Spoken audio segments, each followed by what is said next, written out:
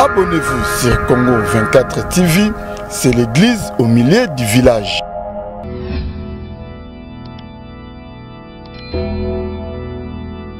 Story à la carte de Dubaï, story à la carte de Dubaï. Ne chapindi plein de grâce à Makambo, qui faut au temps olympique. Donc il y a la carte de Londres, pas Makambo. Et c'est bon, pour tout n'a pas baqué dans le monde, pour tout bêta, pour comprendre le gars. Didier Nzita very strong, la carte de Dubaï. En direct naturel. Est-ce que vous avez la Historia avec Didier Nzita, very strong, humble serviteur, Nabino, émission Historia, Oyobotala Kabongo, na Congo 24 TV et Sikawapi, Tozalaka Mobimba Lelo, et c'est parce que ça. Déjà to bandi début à semaine donc na olo bana batuno so bazolo na biso bon début de semaine donc na ba abonné na biso nyo so na batuno so balinga ka biso lelo to zo yamba liso so pona émission lelo muto oyo atika analyse na défaut ezabongo tonto promo oyo afin na bongo na mboka Angleterre na kati ya Londres donc lelo to komeka kolobila na par rapport à sortie médiatique, il a fallu Ipupa. Oh, il y a déjà une émission, le baki, tant qu'on a une émission, le bigeno, n'engé na saliga une émission boye et que bota bana donc que bota émission donc tout ça na choité tout travail en collaboration na bango baza partenaire na biso donc ayi bara déjà que nos succès ou ala nango valeur ou ala nango donc ils a déjà mon combat donc raison à lipena et bota ba émission donc déjà nous avons bongo tonto promo mais n'a dédié à moi émission on a battu nanga mi balé mi satu na mon déjà ne chapine plein de grâce na Paris na beau sanité Rami Amissi tour du monde l'homme le plus sympa vieux Sims na Katia Lyon restaurant Bisson na Bisso na Katia Lyon pourquoi pas na Jackie Loming au Crédit Lyonnais autrement dit guichet fermé na Katia Lyon on a déjà dans un meka Nathan Lukoki ceux qui te connaissent quoi tonton promo allô tonton promo bonjour Didier Nzita very strong bonne santé papa Kimi Anzamba Zobatela boni bino boni babonino sur la chaîne Bisso boni balandino sur Historia. Bon balanda Historia baza bien j'espère que baza bien malgré baza monde entier mais souhait nango izalike faut bazala bien pour nzambe alingi bango mingi boni pe yokuna Kimi Anzamba Zobata everything is under control magamutu eza maboka nzambe. Yes, in God we trust. Yes, that's right. Ok. Merci Kassinde na uti koloba déjà na sommaire commentaire na yo ezanini par rapport à sortie médiatique il a fallu par après et le moment. Avant là que na commentaire na oza me copier na impression paysage après ces commentaires quand ngolobia il fallait l'artiste s'exprime. Quand bien même Salami un peu en retard. Quand je dis il fallait que l'artiste s'exprime, c'est lié par rapport, il y a escalade, il y a vie privée, il y a na médias principalement, où nous sommes en mal ou en bien. Parce que Koloba a fallu pour pas c'était très attendu. Là où on a mon retard, mais on va vomir tard que jamais. L'impression qu'il y a un retard, mais tout ça, les fonds trop déterrés avec le temps. L'impression qu'il y a surprise. Parce qu'il faut se le dire, je l'ai dit tantôt dans le décryptage, Fali Poupa, c'est comme si, comme en attitude dans les médias congolais, au moins on a des questions pareilles dans les médias congolais à Rolobayango, mais à Rolobayango Libanda. J'étais vraiment surpris à aborder quand même Yango dans les médias congolais. Et je pense aussi que, parce que la veille, Audio P a niqué Bimaki, je pense que ça parmi Bilogo Oyo et concourir pour la sortie médiatique Oyo. Et impression, monsieur, ça Fali Poupa qui avait beaucoup à dire. Alors, beaucoup, donc on pouvait aller jusqu'à 5 heures du temps. En réalité, il avait vraiment les soucis de vider les sacs. Donc, c'est un peu ça. Et puis l'autre format,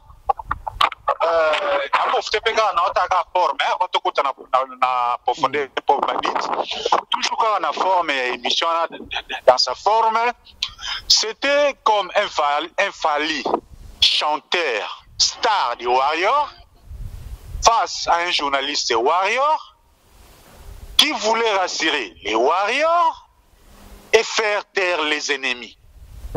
Donc c'est un peu donc yo pona yo mona eza émission moko ya complaisance bien deni. Non, il y a complaisance, ça sera trop fort. L'artiste Azaki n'a besoin il y a pour rassurer les Warriors. Et pour rassurer les Warriors, il fallait un journaliste Warrior. Parce qu'avec un journaliste Warrior, il peut guider les débats. Au moins, par exemple, parmi les choses attendues, au moins, que les Gambois Sarato, les bétamités. Quand bien même, Sarato, là, soit-disant, un journaliste était. Pour ceux qui estiment qu'ils vont les journalistes. Mais quand même, comme quelqu'un qui intervient dans les métiers de l'information. Azapé na prison. Les journalistes, c'est Aza en face na Oyo. Aza répété Moutou. Akangisi. On a évité il facile que bisoto kana bisoté. Mais au Mbatu Oyo. Aza raisonné au Monake. Donc, un journaliste Warrior face aux stars des Warriors. C'est un peu ça dans la forme. Ok, dans les fonds, Lobano. Tu comment appelle les Cambouya Sarato là, donc continue l'idée nayo. Dans les fonds, maintenant, bon, on a qu'il a pour forme la même forme, il avait tellement besoin, il a pour vider les sacs. En fin de compte, on s'est retrouvé face à Fally Ipupa, très agité. Très agité, et puis, ouais, très agité. Il n'y a qu'à voir les gestes. La question, par rapport à Kolukako, faire taire, ou Kolani, on est employé mon mot, oui, apporter la vérité. Donc, à force de chercher à Yakoponaye, la vérité qui va choquer. Et au même temps, il était tellement agité qu'il a avoisiné même par arrogance. Bon, ils ont style ce qui est vrai. On a côté forme. Makambo Nazolo, ils ont point de vue personnel. Il suffit d'aller dans ma page. Dans ma page, il y a Congolese Business, dans ma page, pour voir les commentaires. Aux hommes.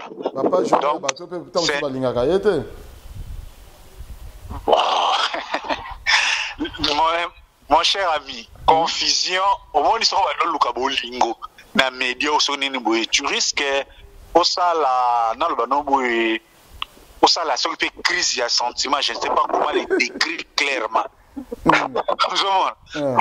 Moussala, Moutou, Bat et Kangsara Batu Mounoko. Ok. Il n'y a pas un artiste qui a inactivité. Tout le monde voit des combats. Oui, il voit des combats, Kofi voit des combats, Fally va fabriquer, bien affilé, de toute façon, vous voyez des combats. Donc, sur cette côté ligne, on n'aura que des artistes pleurnicheurs. Parce qu'ils ont réalité. Bref, c'est un peu ça les décors. Un Fally Ipupa qui voulait vider les sacs face à un journaliste Warrior qui voulait faire taire les prétendus ennemis par une prétendue vérité. Sur la question des fonds, tous les gatoniata. Donc, pour te conclure, ceux qui vont comprendre, bien bateau, parce que tu vas comprendre. Donc, c'est là que Fally a éventré les bois, un Fally agité, un Fally devant qui au lobby, un warrior, yango lobby, non? Yes, c'est ça, yeah. Ok, merci. Tous les gars, par rapport à ma camunoso, donc il était vraiment temps, Fally à les gars, pour éclaircir opinion par rapport à ma camunoso, préoccupé, to tout le bilan bon banoko préoccupé eux quand même entamer carrière musicale par rapport à Makambo il y a Niki Lelo Nasir Batuno se baza d'accord par rapport à ndenge après cette explication nyonso na ba date nyonso o ndenge a préciser. Là, je ne pense pas. On est loin de ça, mon frère. Comment? Donc, on est loin de ça. Ce qui est objectif, c'est que l'artiste doit encore rentrer. Il doit encore rentrer parce que au-delà, il y a Onostokoloba, émission est confirmée encore une fois de plus. Un point de vue que je partageais, au Québec, constaté, Fally Ipupa actuellement est vraiment très à côté sur le plan communicationnel. Communication dans les médias congolais ou bien opinion congolaise est baby tellement que je ne sais pas qu'est-ce qui se passe. Est-ce que qui star moutou est dépassé? Je ne sais pas. Est-ce que équipe naïe baza tellement complaisant que ko apporter et là, quand on a besoin d'un niveau à comme c'est que je continue à me demander.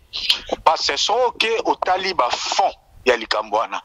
Imaginez pour une question où ils sont très attendus. Tout que d'abord dans le Cambou, il y a relation avec maman et madame qui est Lelo. Est-ce que Fally Ipupa vient d'apporter un élément très important? Ils se sont déjà séparés depuis 2011.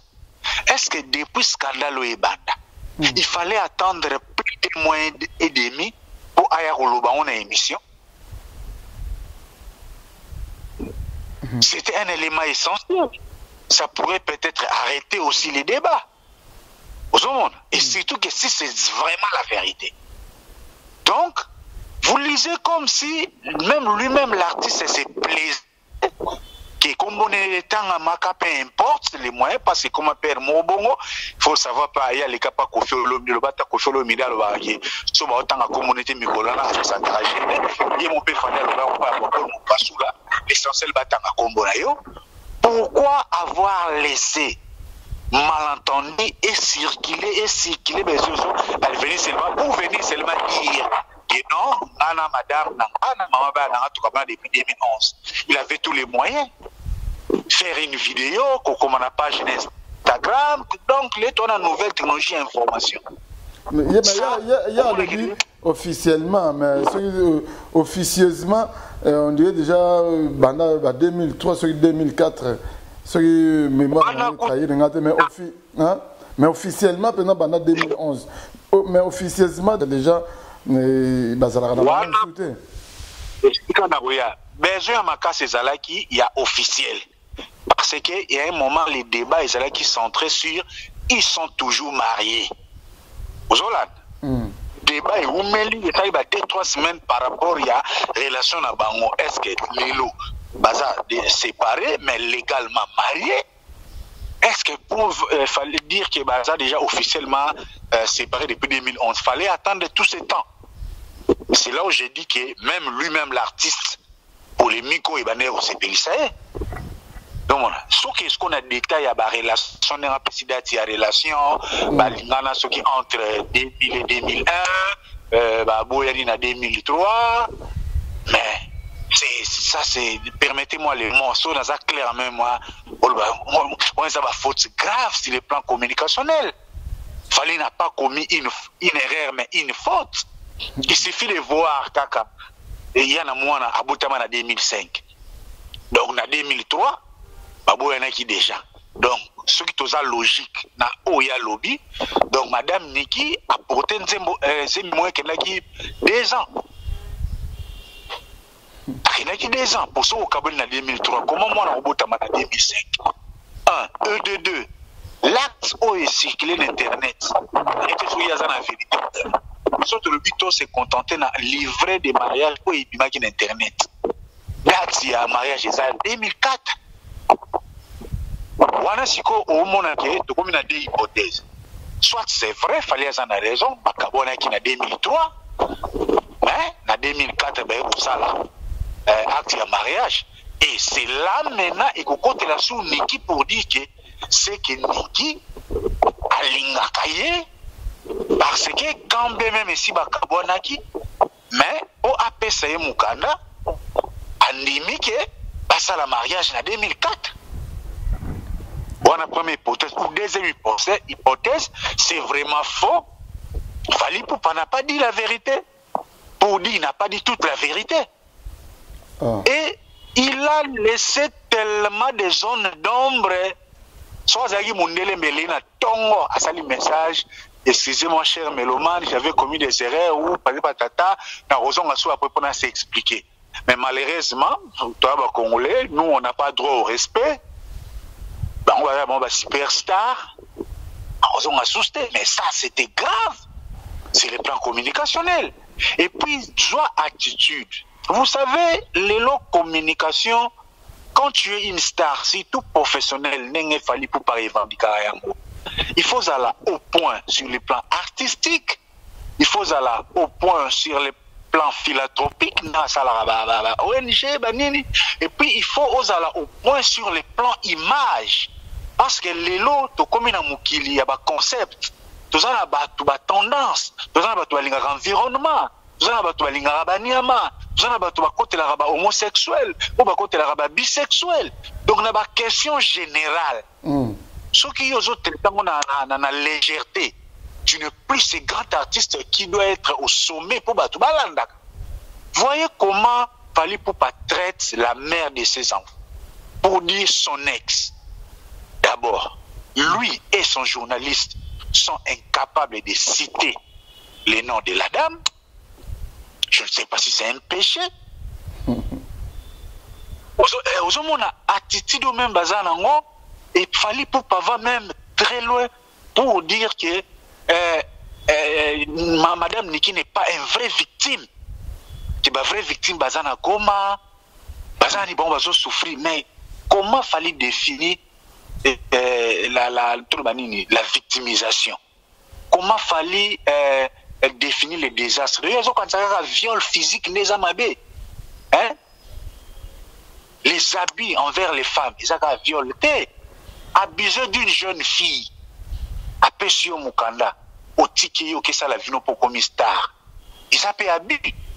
Elle peut être une victime. Elle a mérité soutien. Il y a une association. Merci tonton promo na makambo nyonso wana ondo outi kolobela likambo ya soki livré ya nini bon est-ce que tolanda makambo ezoleka na internet bien tolanda pena oyo ye moko Fally ndenge awuti koloba parce que mutu akoki kozala na maîtrise ya makambo wana eza kaka entre Fally na Niki bosiko Fally esi ayebisi biso siko biso totala lesu makambo eleka na internet ndeni ono baexhibaki soki livré moko soki ya mariage et ceux qui certificats, ceux qui des mariages na internet. Mon cher ami, Eloko Fally ou encore musicien belé bazo comprendre tout le monde les lois. Le monde a tellement évolué, nous avons son attente on est tous na ba wera, bovani na TV boye, il Corée mo ka yo producteur. Zolan, vous en a moyen de contredire, vous en a moyen de vérifier. Les lots, tout est vérifiable. Sur le bio Warner, sur le Snap, d'ailleurs, lui-même Fally a avoué que même il y a des informations à mon internet. Là où il est concerné. Est-ce que les lots livrés, les seuls livrés qui a circulé sur internet, ils ont livré à 2004. Il y a mariage. Sur RIO Lobby qui vous en 2003. Il faut justifier. Livrer aux à 2004. Ça y a faux. Ceux qui ont un vrai. Le Lobby qui a livré à vrai, ils ont 2003. Sinon, les gens vont se contenter d'un élément où ils sont en présence. Et n'oubliez pas dans le bar souvent que les médias congolais, tous en ont moyen d'investigation. Nous ne commentaires, tout ça là, bah commentaire na oyo ba ngomo ba pesa biso ba audio, ba interview, ba papier. Mais c'est grave lorsque yé moko Fally Poupa aye apesi récit historique moko où ils a très contradictoire. Azo bossa na ke là ba fête d'anniversaire ba bana na ba patala ba âge. Mais là, tout le monde sait que Keila a abotama en 2005. Bon, bah, bon, depuis 2003. Parce que Keila a abotama en 2005. Il faut aller au Baboyana officieusement, mais officiellement. Bon, tant que officieusement, tant que n'est la comprendre, tant que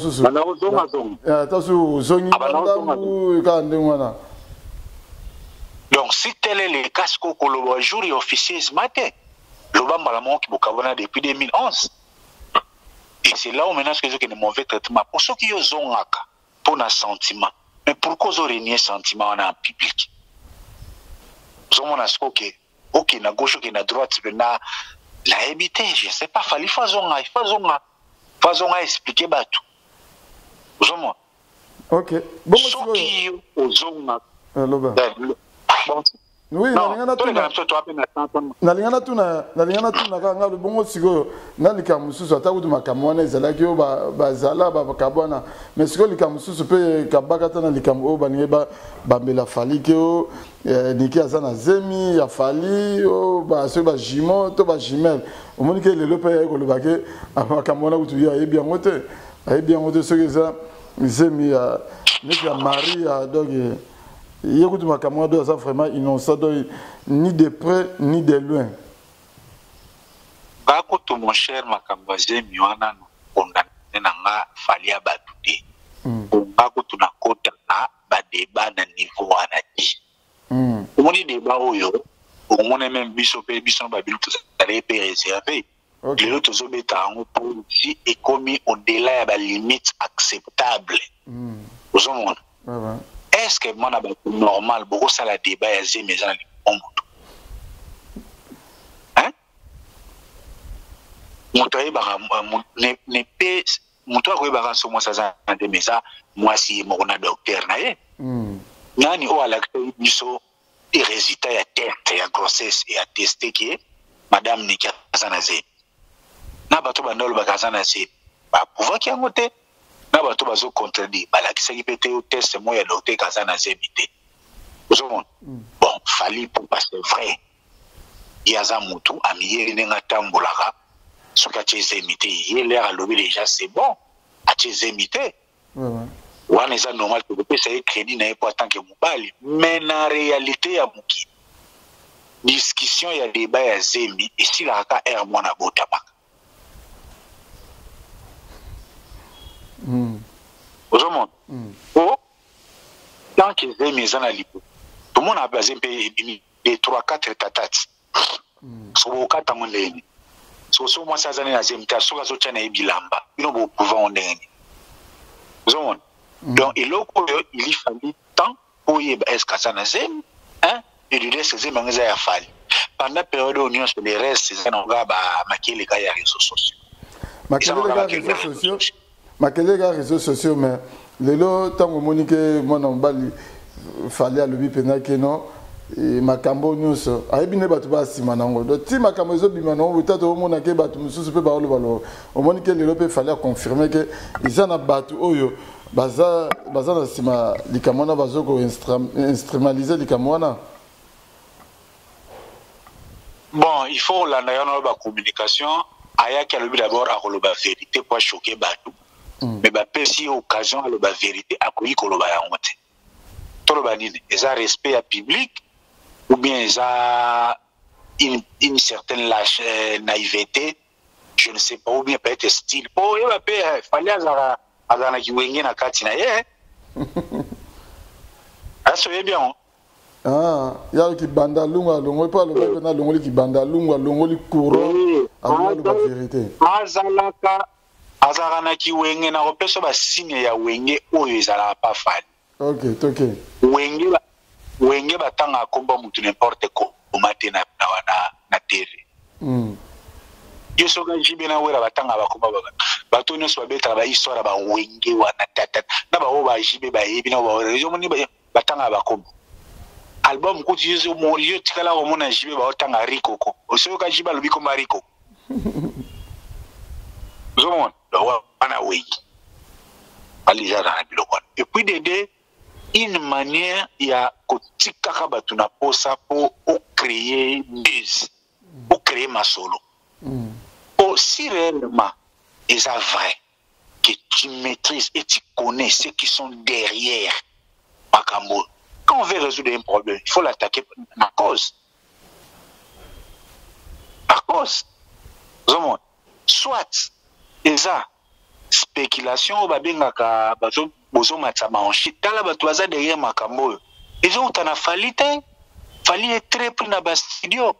Fali a préparé un deuxième album Rumba. Pas préparer la réédition, ba featuring. Entourage au kako na lobaka ba entourage na ba Foudiroa. Ba Eddie Badiata, ba Koloke, ba Kelly Charleston, ils sont derrière ba manigance oyo. Après au monde ils ont hit, et là when it ce que artiste pena zarana. Yo yeba mo kan entourage ni be sa artiste. Est-ce que ba o bazo me melaye? C'est vrai que ba toi na plein ba ça derrière yango. On ne sait pas. Et puis, la veille, audio, il y a Madame Nike Bimaki. La dame elle-même a dit clairement, elle a mis une moyen à nuire. Fallait. Qui m'a dit, il y a zocha, il y a pamba. Mais à quoi ça la yangote, parce que, banana et banana kati. Mais est-ce qu'il y a Madame Niki?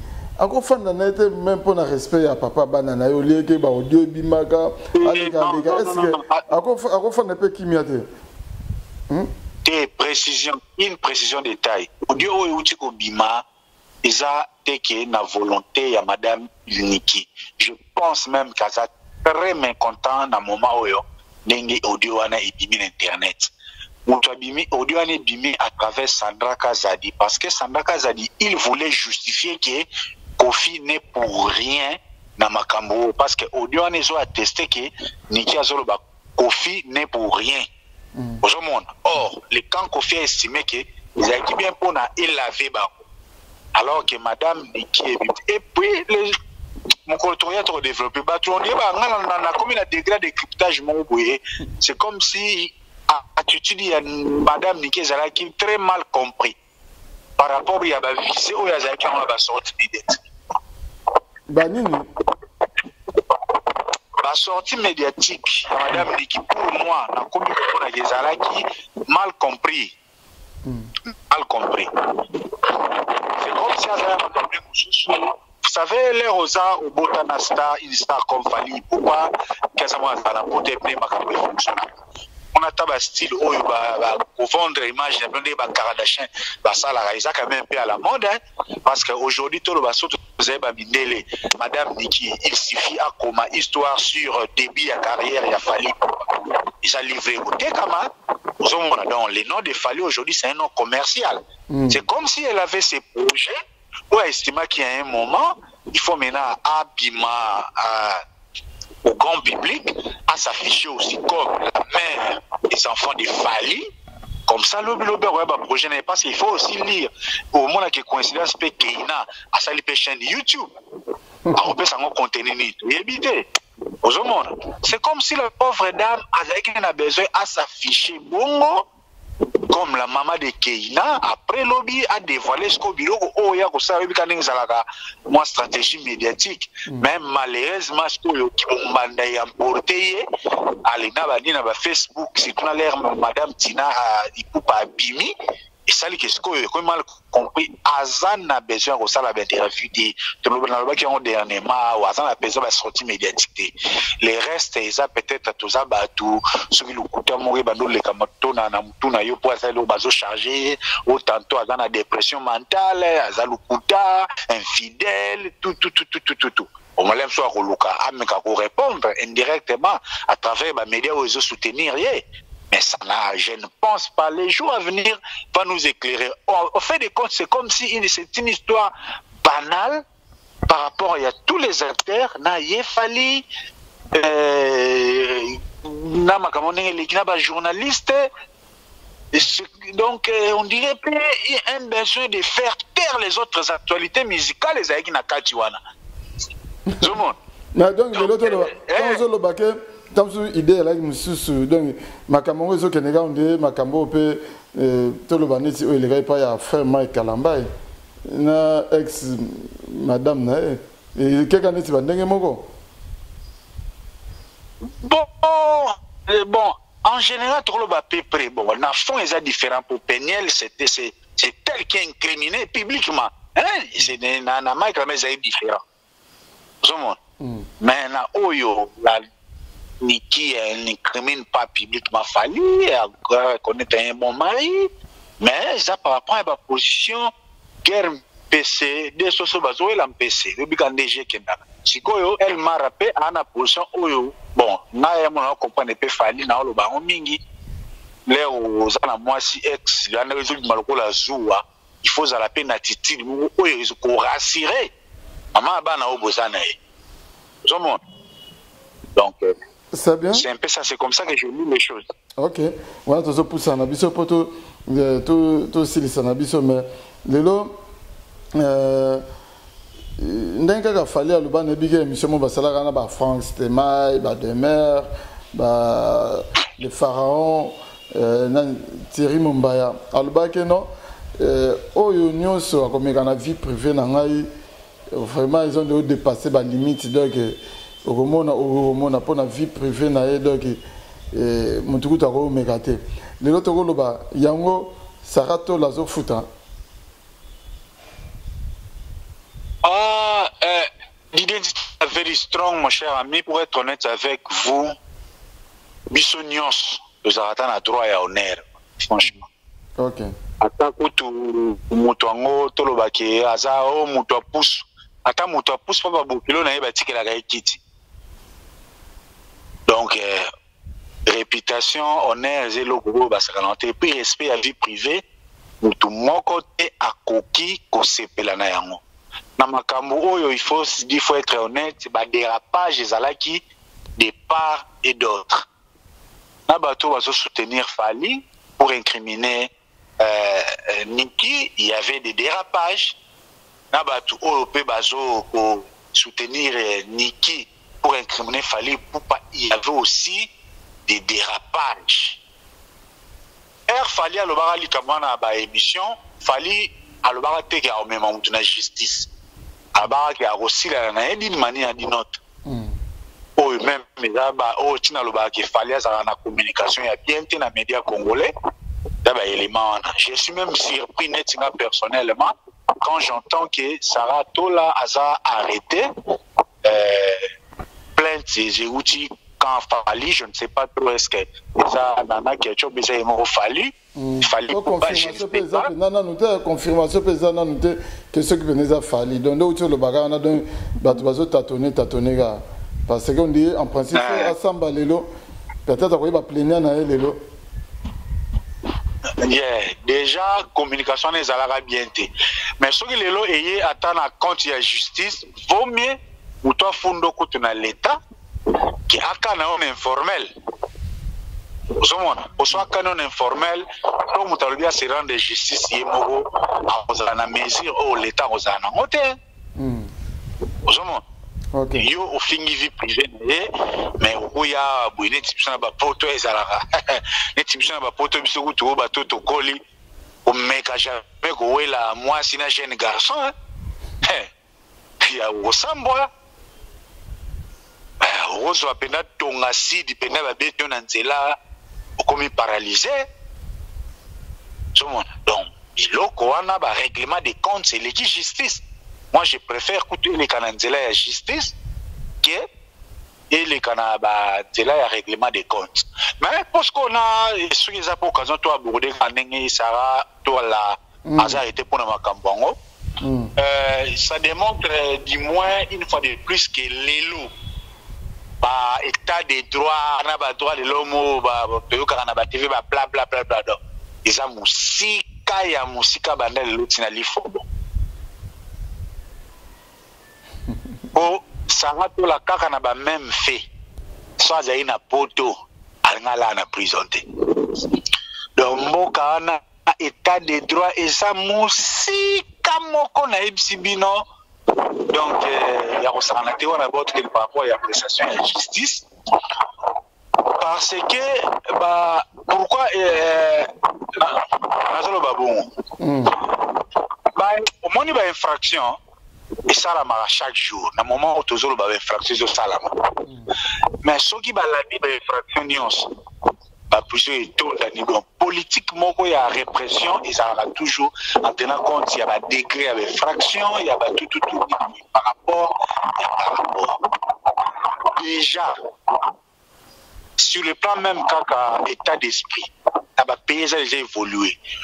Toutes les infractions liées à l'honneur ou bien réputation, ça est là en peine de la prison.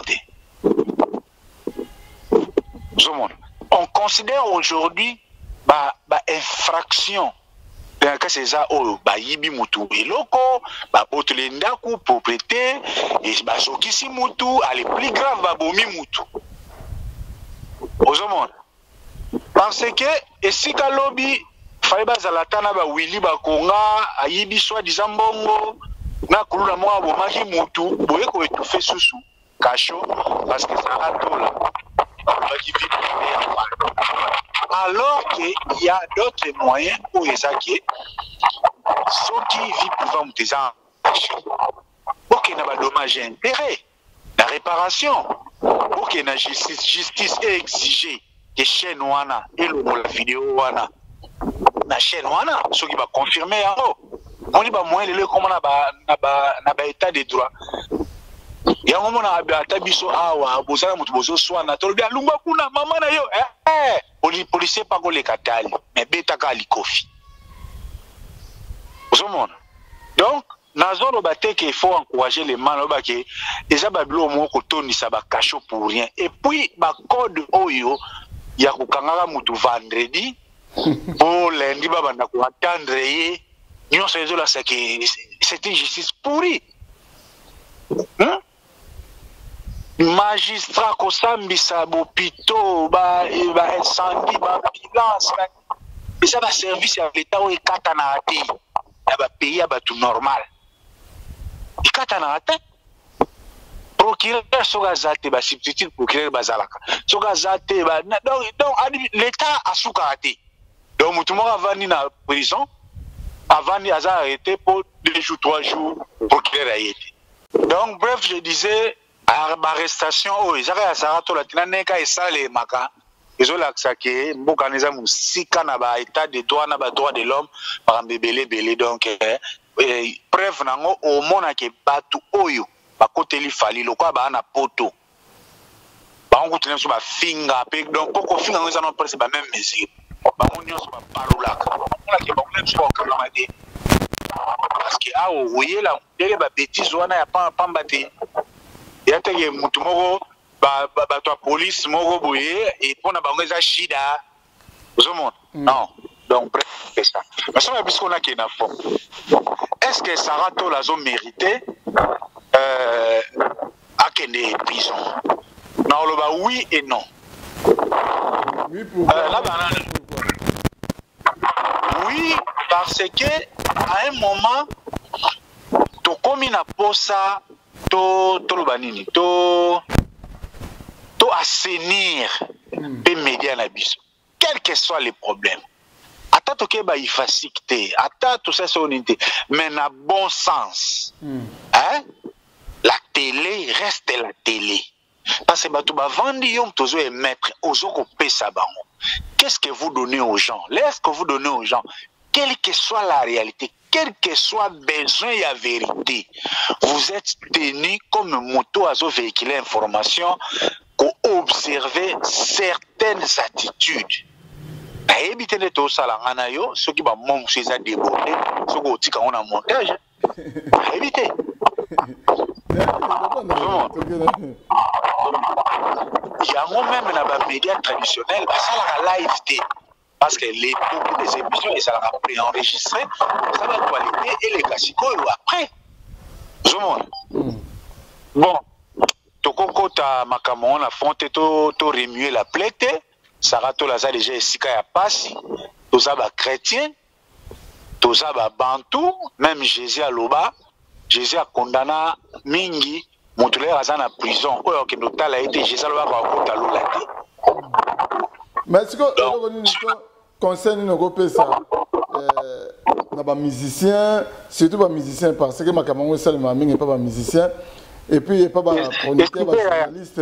Ndenge ma Cameroun ba musicien ba linga penda ko pesa mingi confiance et pas ya bateau mingi bateau mon tasu bateau tasu hasard répété déjà fingaka boyo mona musicien ba ko linga ye makasi mais mutu oyo tasu hasard un peu réservé à ébiquer non moi déontologie ezali moi éducation ezali au moins par musicien bah qui pas pendant bateau en athée et ça la nini et puis bah journaliste puis au ébiquer bah musicien kutu bah la attention na ba pire bango kutu koleka mais attention moi na ba pire bango au moins na musicien kutu celle ya minenete au moins na que vie au musicien azo vivre na oyo pire azo vivre donc pendant kutu donc contraste pendant mais au moins yo journaliste chroniqueur aux hommes ça n'est pas musicien on dirait donc musicien on a tout ça bon ça final est-ce que makamwa boepe côté rabisoté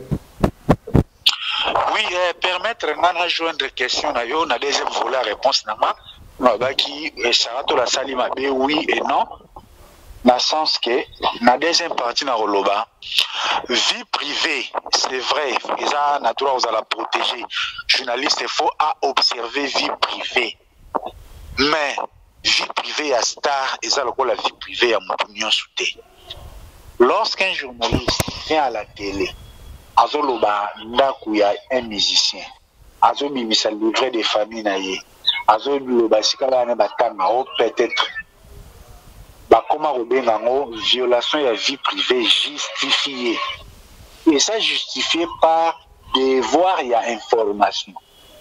Surtout dans le contexte parce que les gens avaient besoin d'être informés. Donc un journaliste où a mis élément de la vie privée à une star pour des besoins d'information n'a pas commis d'infraction. Ou soit il n'y aura pas retenu parce que so baki na tribunal juge à apprécier des intérêts. Intérêt à protection à vie privée artiste n'a besoin à informer bateau. Le mais parce qu'on a une question bon makamon ya ko sa ya ko kamana ba musicien en principe ya on a toujours ti ba ki professionnalisme na ba wana ayar mona sekaka. Normalement un musicien la communication il faut attaché de presse parce que musicien a fonctionné jamais sans médias sans journaliste parce que attaché de presse même à la relation entre les médias et l'artiste les médias n'est pas travail dépendamment dépendant de l'audience audimat tout ça est-ce que soit l'équipe a tel et que les canengani mais le Cameroun ya audimat et comme nango olemba parce que les lo fali pour pas émission na watali ata sala ki na natité ata sala ki na journaliste bini lelo et bien on repanza zomona siko c'est là où se confusion na bon sur la tala parce que les lo kombo ya artiste ils ont pesé ko le kana kombo ya journaliste yango mona mingi ba faux journaliste musale bandaka pour la yambia artiste monene mais bah t'es belé bah ça va jouer sans prêt parce qu'il a signé 3-4 stars. Allô? Au lobby? Oui, allô. Donc, première confusion sur le Yamana. Yami balé et ça qui bah musicien bazan en dengue na ba fonctionner. Talaka ba fonctionner mingi on la ba linga ba shege.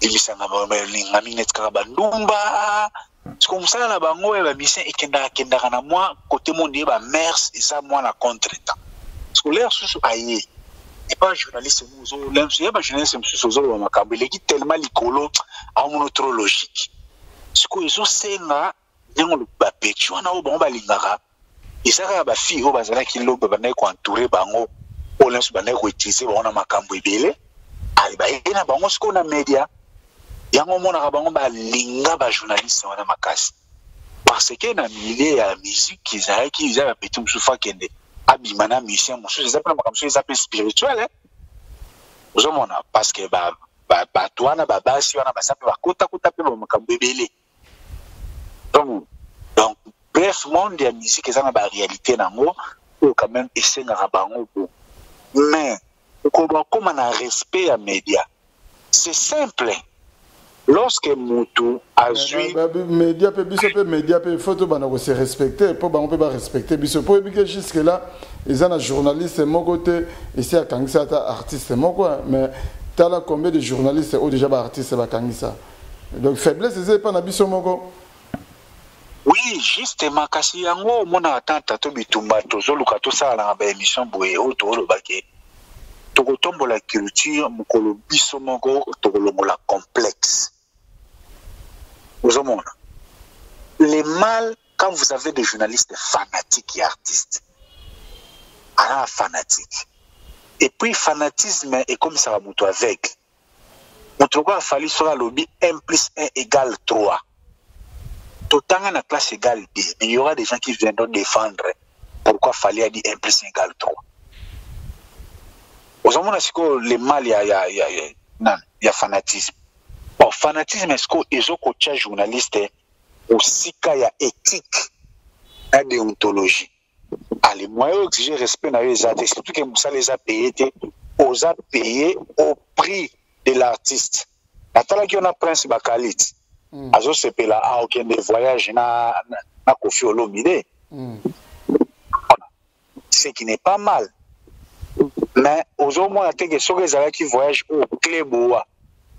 Big boss lady, futur honorable Mangaya, Achaki Moïno, Bakali, tu foutais le bon accompagné artiste Kofi Olomide. Moi, tu es Moussale et Salamandé, tu as au profit Moutamine.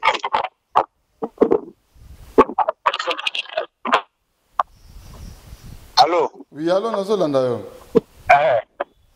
dès qu'on a vu son natif au collègue, on a eu Fali. T'as l'avantage à Fali. Il fallait appeler exclusivité. C'est l'autre qui a Fali. Bon, tout ça, pour ça, que je ne sais pas si au moins, vous allez un peu complaisant dans le traitement et l'information à Fali.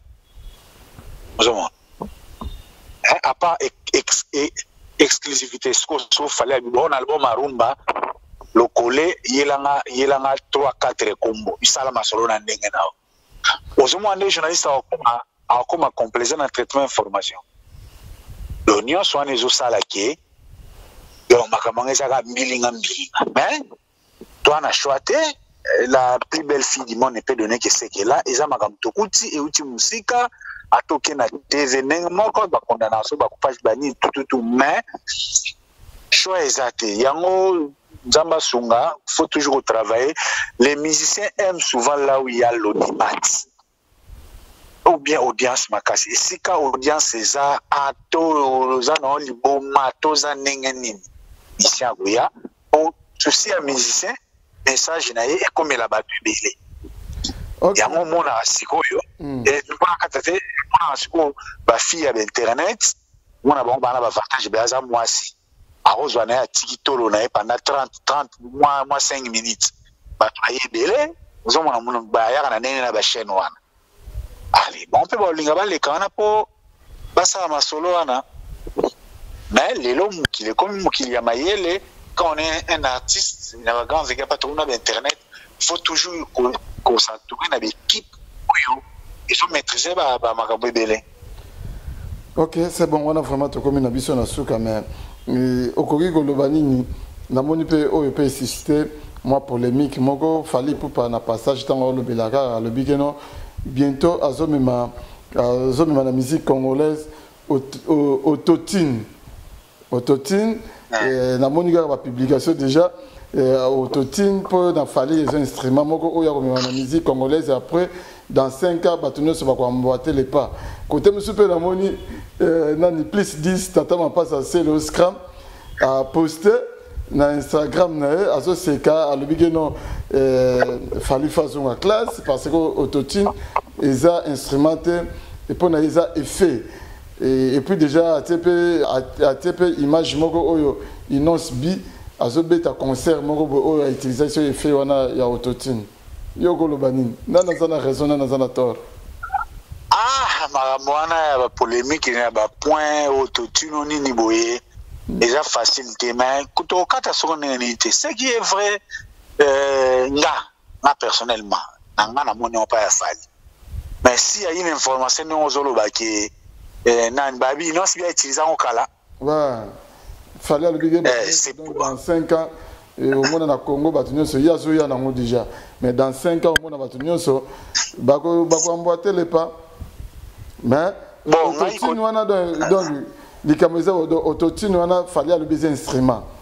donc c'est le baiser instrument ils a effet ce qui effet à son ce effet wana ego yaka dans le vide nini ebimsa effet OK il y a on a sigo bon bref ça biloko technique ou peut-être ils ont des histoires que ni l'artiste na yemo mission d'artiste zo meteza ngote eza biloko ya technique ou ba ingénieur de son bato ba yebi ko maîtriser de ça ne ça ce qui est essentiel les a que autotune lelo dans monde professionnel et c'est kota na yango ils ont ba raison belé d'abord ko garder peu énergie artiste ko za la plus professionnelle ko zongi sa fidélité il y a son au bosaki na studio bato ba na concert ba vivre yango donc c'est un peu ça bon quand fallait dire que tout le monde a kolanda yango ça dépend musique mutazo sala et puis ça dépend na ndenge mutazo sala parce que